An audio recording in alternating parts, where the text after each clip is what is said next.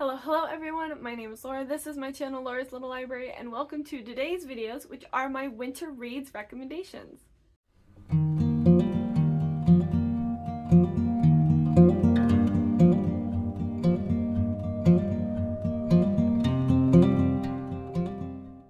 So these are just a few books that I've read in the past and really enjoyed and think there is some sort of winter vibe to them, or something about them makes me think that they're really good to read in winter, whether I read it in winter or there's snow or whatever it is. So I thought I would share these recommendations with you. First off, we're going to start with a couple thriller books.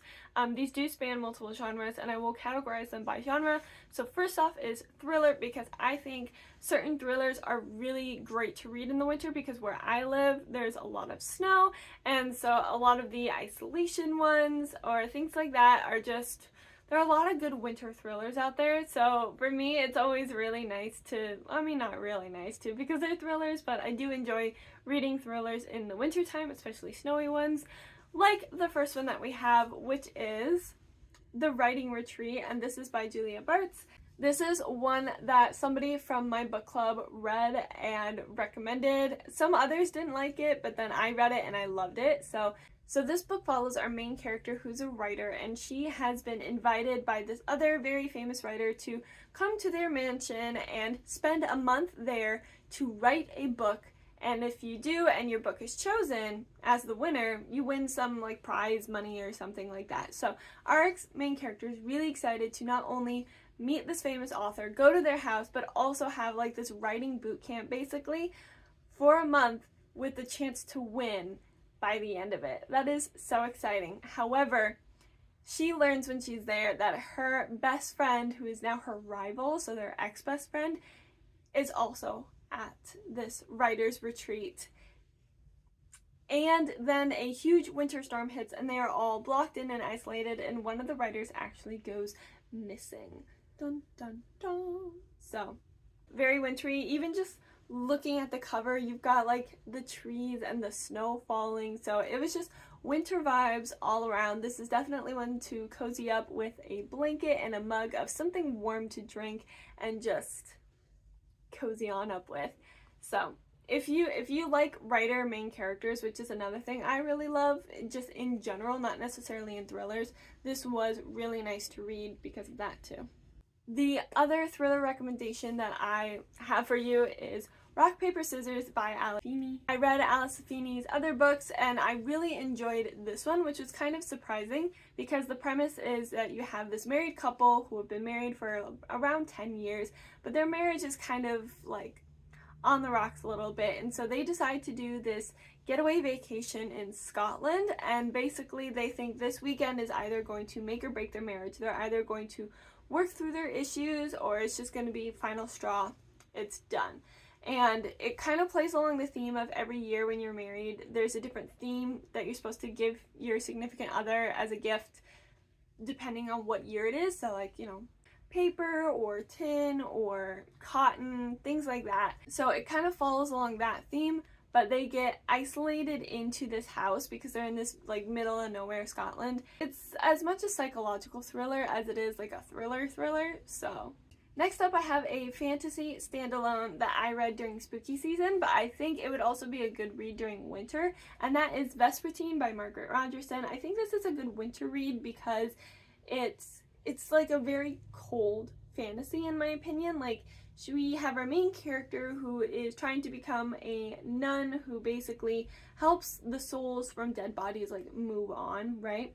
But then, and there are these things called relics, which I'll get to in a minute, but her coven is attacked and she ends up getting this relic kind of in her head a little bit, and so it's a very internal story, and it deals a lot with like the coldness of death versus like resurrection and helping souls pass on.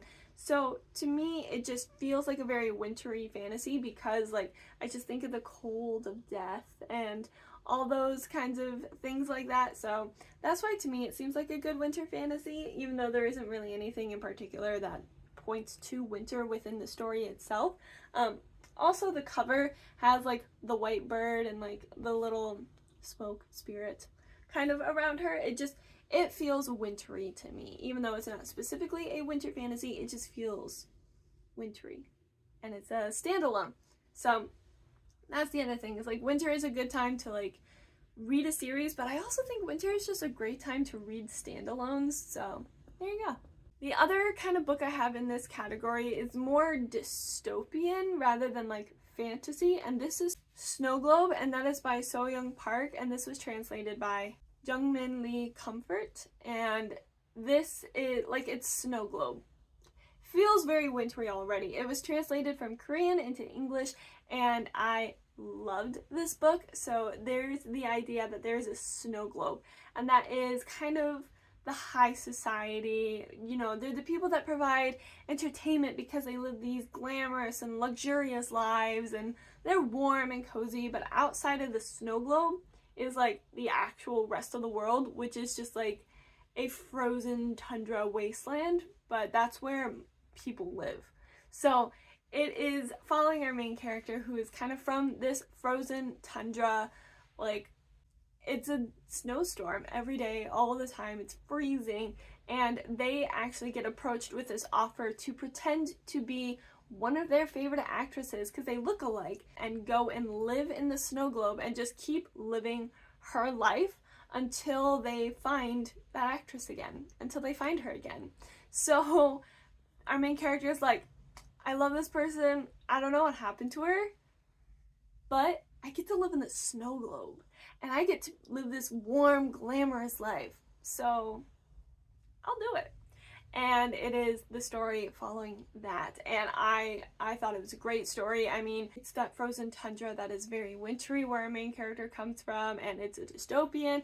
And if you're looking to read more translated fiction, because I know that is something that a lot of people tend to put on their New Year's resolutions for reading, like I said, it's translated from Korean to English, so there you go. Then the final category I have is more of the like fairy tale-esque storytelling, strong category, and I have two books for this, and the first one is Spinning Silver by Naomi Novik. This is like a Rumpelstiltskin retelling. I very much enjoyed this book a lot, and I mean, it's just a cold book. I feel like anything that's Rumpelstiltskin retelling is a cold story just because of the nature of Rumpelstiltskin, but it's also set in winter and it's a very cold place. So I honestly, it's a Rumpelstiltskin retelling. That's pretty much all I'm gonna say about it, because you can either look into it and like it or not.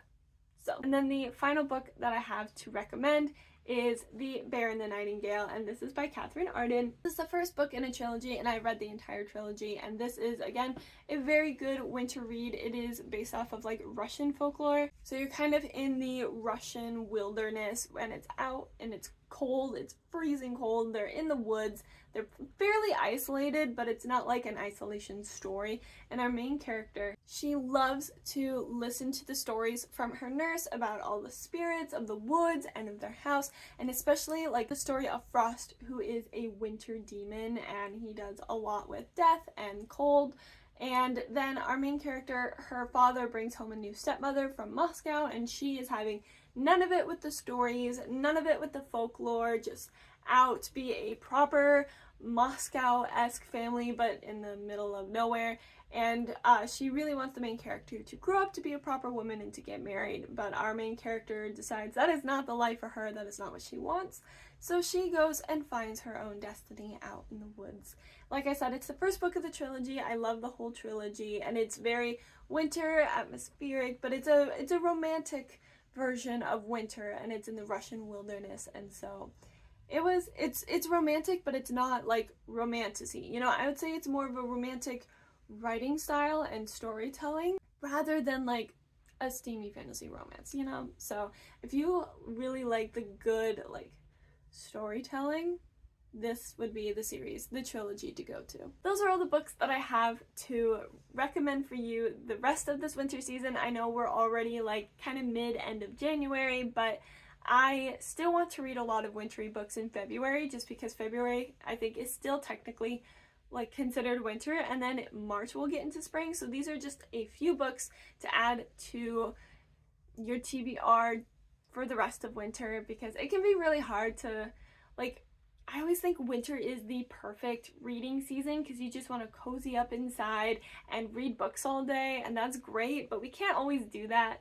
But I feel like during like kind of that Christmas break when you have days off from work or school, I at least tend to finish my winter TBR pretty quickly. Not that I posted my TBR before the break. I post that in January just because once we get through the holidays, it's like, okay, now what are the winter reads? Like looking forward into winter, I'm always thinking about the holidays, and then when those are done, what's left for just winter reads. So that was why I made this recommendation for after the holidays, and why my TBR goes up after the holidays as well, because it is the winter TBR. So this is just to get us through the rest of January and into February and even into March, depending on when spring comes wherever you live. So yeah, I hope you liked this video. If you did, give it a thumbs up. Comment down below what are some of your winter recommendations. I always have a hard time with winter. Of all the seasons, winter and spring are like the hardest to aesthetically read around in terms of seasons. So if you have any good recommendations, leave them down below. If you like bookish content like this, hit the subscribe button because I am posting videos every week. And I have other bookish social media linked in the description below, like my Goodreads and my Bookstagram, so you should definitely give me a follow there as well. Again, thank you all very much for watching this video, and until I see you in the next one, I wish you happy reading!